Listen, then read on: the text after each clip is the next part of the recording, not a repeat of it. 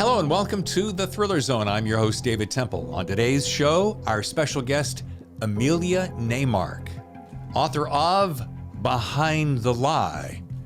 Pretty excited to meet this young lady. She's a relative newcomer and she is on her way. So what do you say we get into the Thriller Zone? Well, are you feeling comfortable? You feeling good? Everything working? Yeah, you Okay. happy with I'm happy. whatever we got going? Yeah. It's a lovely color you have on. That's like cobalt meets. Yeah, this is it's my favorite color. It's very nice.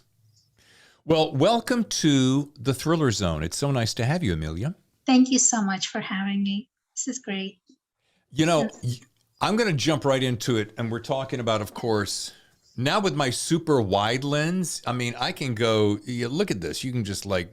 I love that cover. It is so rich. The colors are so rich. Bam. You know, it needs a little audiobook, and I have just the place to record one for you. You know, I was looking that up on your site, and I realized you do audiobooks, and huge fan of audio. Just saying, you might want to think about it. Anyway, we're not going to do deals here. I just want to let's get started because Emilya, this is a lovely book. Your lead character, NYPD detective turned, I love this, small town PI, Laney Bird. She's quite the character, and I have to ask. She's, in my opinion, she's feisty, opinionated, strong, and it's going to be a two-part question that I'll have to do. What tells me that there's a good deal of you in it, of you in her, and how did Laney Bird come to be? So I think like the only thing of me in her is just her attachment to people. Like she really gets attached. You know, she was like crazy attached to her, husband, her ex-husband. She becomes really it's weird because on the one hand, after her career, she's seen the worst in people. So she knows that people can be just awful. And there's always this thought that what bad things this person is gonna do just because she's seen it.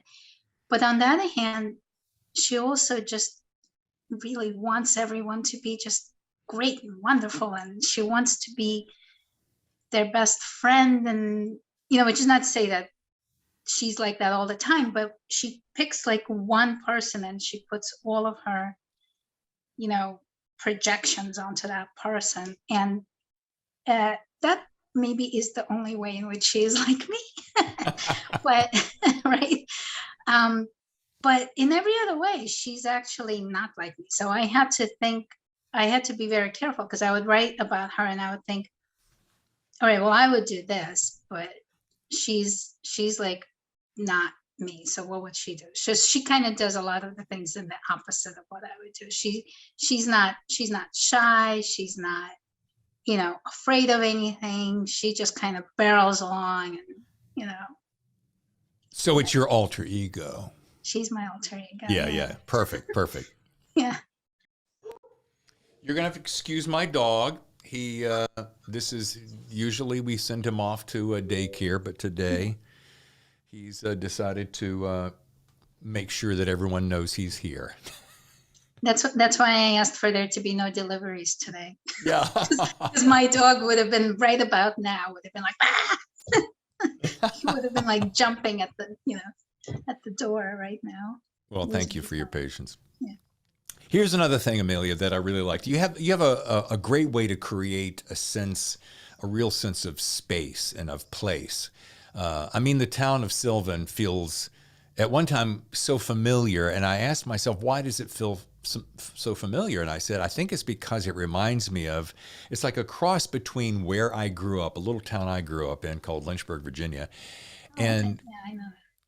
And kind of a place that we all long for in this small town America as we get a little bit inundated and exhausted with big city living. I find myself, and I've talked to other people who are like longing for this small town America, and you captured that sense. Of course, minus the murderous intrigue. But what is What's your key, would you say, to creating both believable characters and this familiar atmosphere? So easy answer. I wrote about the town I currently live in. Mhm. And really the only thing I changed was the name of the town and the name of the street. But everything else, like the street itself, the description of it, the sort of the friendliness of everyone, I basically just pictured exactly where I am and described it. And everything outside of the town name and the street name, I actually used real names. So if I'm writing about a highway, it's like a real highway. And if I'm writing about, another town, it's a real other town that's near here. Yeah. So that part was easy. And is it true that you were a detective in another life? No, no, not. But the funny thing is, since I started writing this series, I've started researching, taking a private investigation course, and I'm like, how much would it be, and like, how long would it take, and do I have the time to do it? And I'm like seriously considering doing it because, you know, See, I don't know how I knew this, but I had this funny feeling. It's the way you captured it. And I said, you know what? She's got a hidden desire. She's got some secret sleuthing skills that she's going to try to put to work in a future book. So, yeah, I don't know, maybe I think, yeah. Well, I I do a lot of research. I talk to a lot of people, even though I'm, like shy, and talking to people is hard. And the pandemic kind of, I think, made everybody more reclusive anyway. But I did talk to a lot of people to get the details of things. you're not, I wouldn't know you're shy now, though. You're talking to me just I'm fine. I'm channeling. I'm channeling the alter ego. Well, let's drill down on writing just for a couple of minutes because so many of my listeners and viewers are writers, and I always like to ask some form of this. What's your favorite thing about writing? Is one side of the coin, and what is perhaps one of the most challenging things for you personally? Wow. So writing, as you know, is incredibly fulfilling when you get into the zone, Yeah. because, it's just, there's just nothing like it. It's like, it's creative. It's, I can't even describe it. It's like praying, it's just amazing. And I guess the challenging part is putting everything else aside to give yourself the space to get into that zone. Um, and as I found out, and I was completely unexpected, because this whole journey is unexpected. Being a published writer means you have a lot less time to actually do the writing, because you have to do a lot of other things, you know. Um, and that's probably been the challenge. And I hear this from a lot of folks, especially those who have gotten picked up by agents and traditional publishers, that they thought. I was talking to Eric Bishop, the guy who wrote The Body Man, good friend, has become a good Oh friend of yeah. mine. Yeah, and he said he thought that perhaps it would be that way, that it'd be a little bit easier and he could dedicate a little bit more time. But he said he's working at least as hard, if not harder, now that he's, published and on his way. But It's amazing. It's a yeah, journey. yeah, Like, there should be a what to expect when you're expecting for, you yeah. know. Hey, tell me something. This got my curiosity up as I was finding out about you. I had a chance to meet a very engaging and a very dynamic woman several years ago when attending a Writer's Digest conference in Los Angeles. How did you meet your current agent, Paula Munier? So she's great, Yeah. and I can't believe how lucky I am. But and I met her through a recommendation, because I reached out to somebody, to read my manuscript and actually give me feedback, and the person was so encouraging and so positive that he basically said that, he would give me a personal recommendation to any agent. And I gave him a list of 10, I think. And he's like, "Oh, I know Paula. We've been friends for a really long time." And I'm like, "All right." And so that put me at the top of her list. And she read it and she liked it and she championed the book. Wow. So Can I? knock on wood. What's that? I said, knock on wood. Yeah. I won't bore you with the side story, but I'll tell you sometime later. I got a great story about her and how she kind of. I pitched a book to her and she had an idea and I took her idea and went with it and ended up publishing it that way. But good for you. Congratulations. She's a lovely gal. And she really knows what she's doing. Yeah. And Gina, her boss or co-worker, owner of, it's Talcott, right? Talcott, yeah. She's great too. Nice people. Anyway, I would like to know, I got another two-parter question. I'm kind of notorious for this. What's something that you have really learned working alongside Paula that perhaps in your pre-published days that you thought, will I ever be able to master this? What's something that you've really learned and perhaps also, can you imagine your writing life without having an agent? No. No, because I still don't know anything. I still don't know how anything works. I mean, I know a little bit more with the second book, but when the first book was coming out, I was like, wait, what? What is this? I had no idea what anything was at all. And I read so much about it. I read so many blogs for years ahead of time preparing myself. And I was still completely like shocked by everything. Everything. I mean, you name it, I didn't know that it existed. Down to the fact that, published books comes out on Tuesdays. Really? Like, I had no idea. So she, I think what she taught me was just, and I still don't know how to do it properly, but how to navigate just these waters, because I come from, my career has been in IT, information technology, and it's a very different, it's like completely different kind of set of people who are in IT, and very different kinds of just behaviors and attitudes and ways of communicating. And I have to become a different kind of communicator within the publishing world, because it is really different. The people are really different. So that was still a learning curve. Quick question too, is Hide in Place your first book? Was this also part of the Paula deal? Yeah.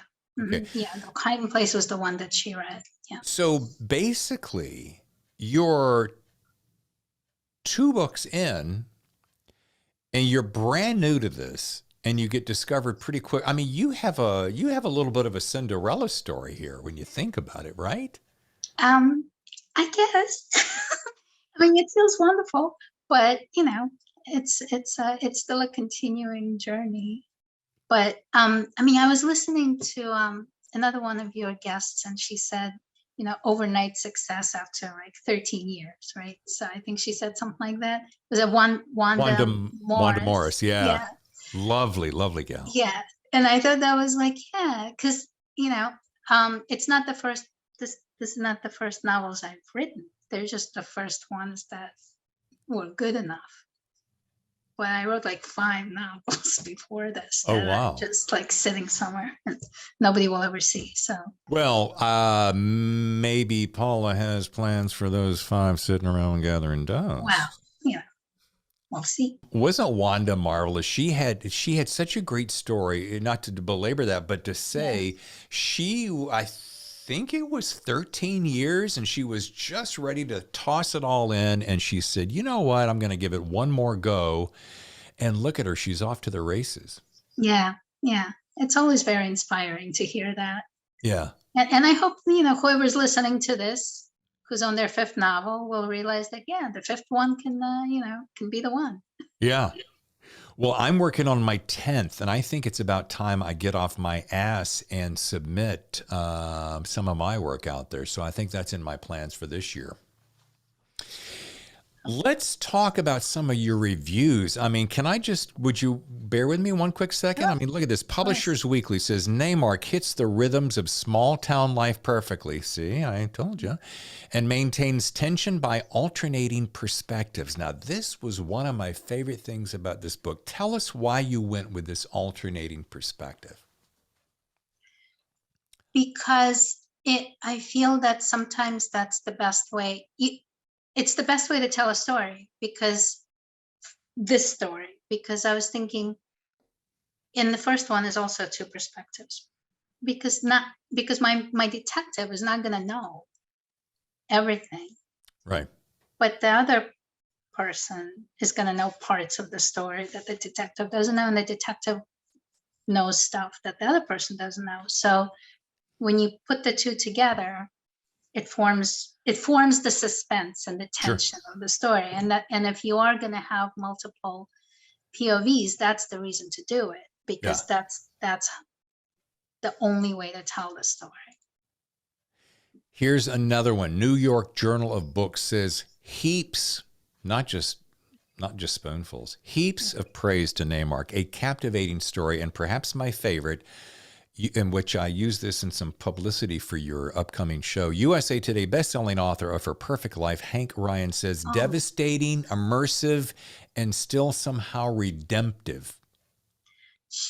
I still can't recover from the fact that Hank Felipe Ryan read my book and wrote a blurb. I mean, and that blurb, I'm still like not really recovered from that. But yeah. I mean, well, listen, I mean, that's the kind of stuff that makes you like all warm inside, right? Yeah.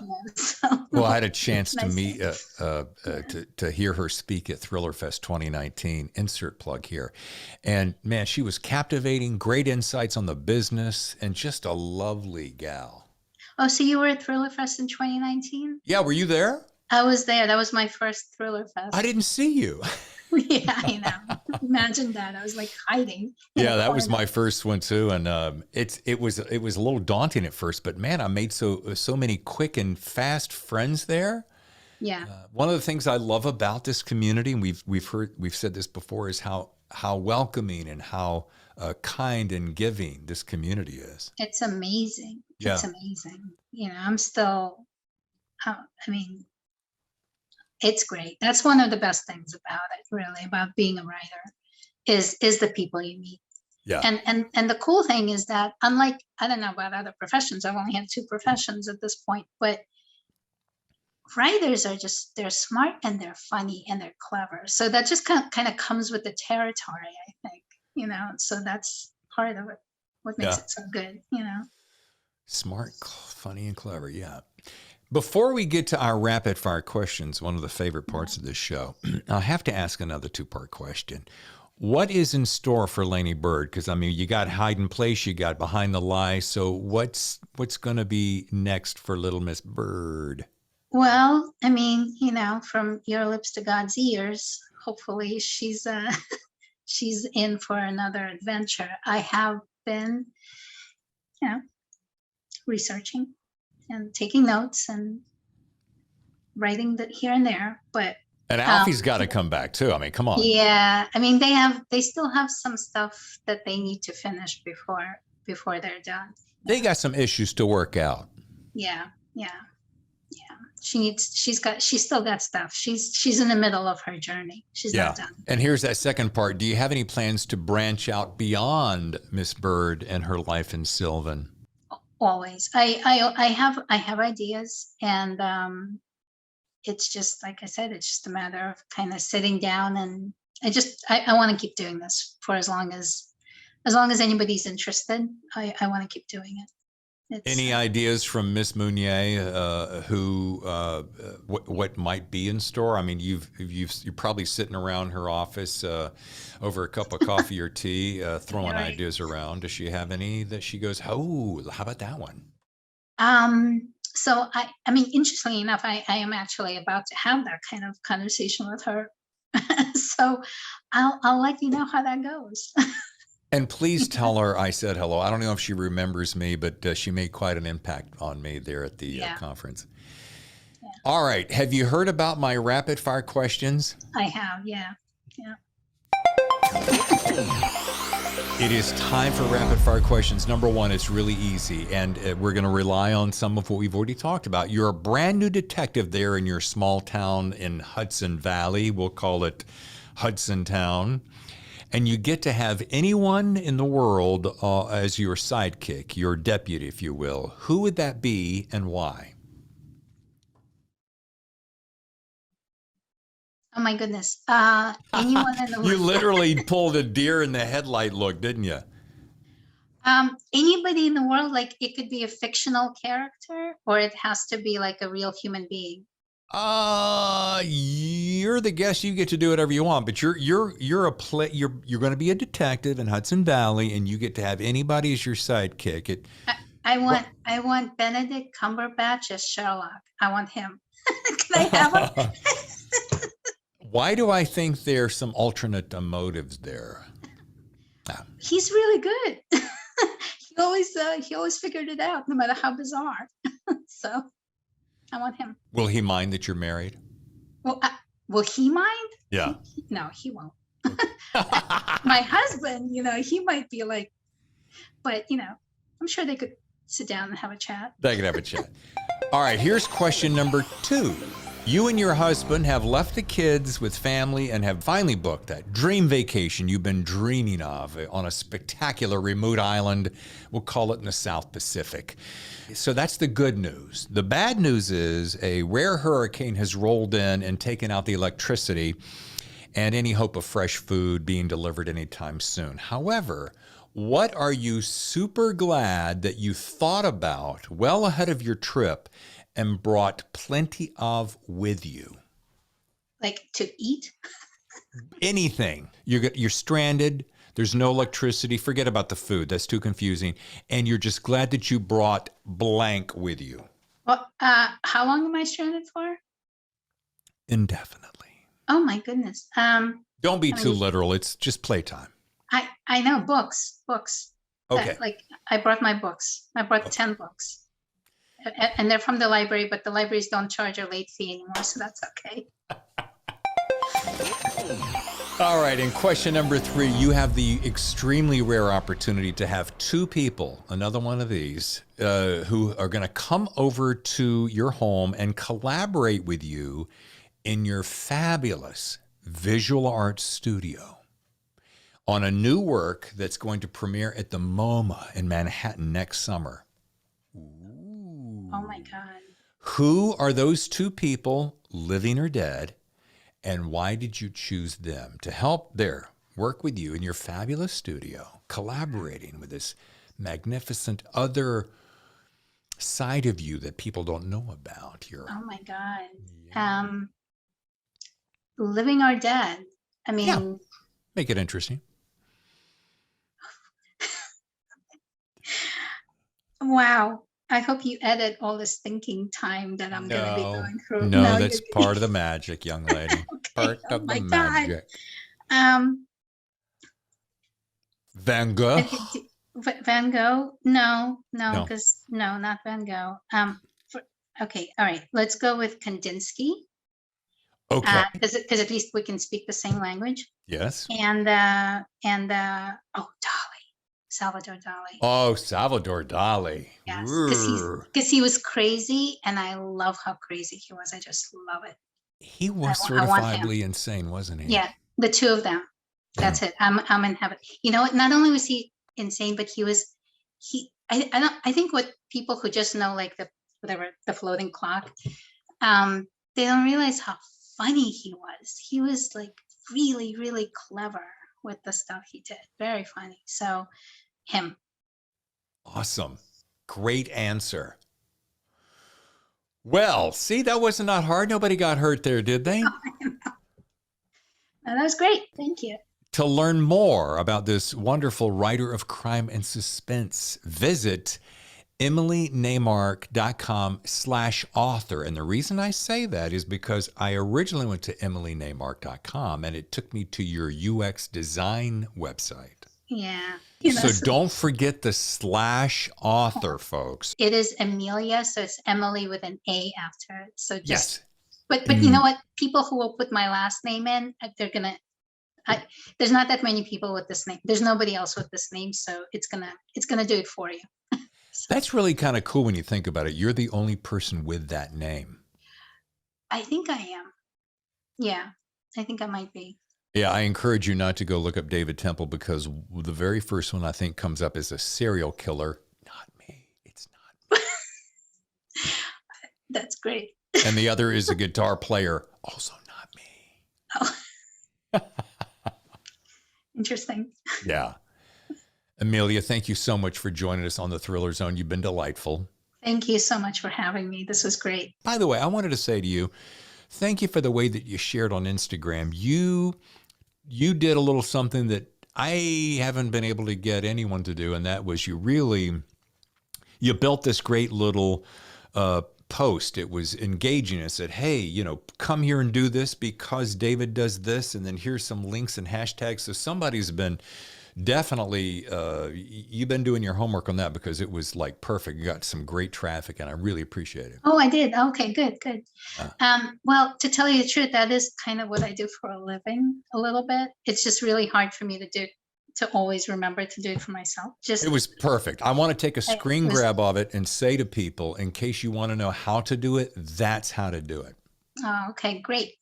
I'm glad that worked out. Yeah, the whole thing about it is that it shouldn't be just about, look at me. It should be, these are all the great things that you will get out of this, so, and I appreciate it, believe me. Well, because I really, I'm kind of amazed at the company I'm in with your podcast. So, I mean, it lifts me up in every way. Good. Good. I'm very touched by that. I'm happy for that because you know what, we get some, what I would call big heavy hitters on here, but I like to help everybody because look, I'm still the guy trying to climb up the fence into the traditional publication world. So we're all in this together and it's fun. And I love finding and discovering new people, new authors. Well, yeah, the one new one I listened to, who I love that interview, was the guy who published with Shotgun Honey from, what was his name? Mark Westmoreland? Yeah, him. Yeah. That was a great interview. Thank you. Made me, then I was like, all right, I got to check out that book. He is a remarkable guy, and I had more fun with him, and we we carry on quite a texting relationship. He's a Georgia Dog fan, and he's out in Oklahoma, and boy, he's the real deal, and I think he's on his way. And I appreciate you saying those nice words. I will pass those along to him. Yeah, that was fun. But yeah, back to your comment, we're all in this together, and we're all just trying to create great stories, great content that entertain and lift people up, right? Yeah, good stuff. All right. You take care, and we'll be talking very soon. Okay. You too. And thank you so much. Absolutely. Once again, congratulations to Emilya Naymark, author of Behind the Lie. Now, folks, I am so excited about our next guest on the show. You know him as a prolific author, a guy who loves military thriller, suspense, drama. Oh, I can't even keep it in. The Gray Man, Mark Graney. Dude, Sierra 6? Yeah, it's a brick. But it is a page turner. Let me tell you something. I am so excited about this. It's going to be the perfect birthday gift for me coming up the week of the 7th. So please make plans to attend to meet the one and only. Oh, I hope I don't just fanboy myself to silliness. I'm David Temple. We'll see you next time right here on the Thriller Zone.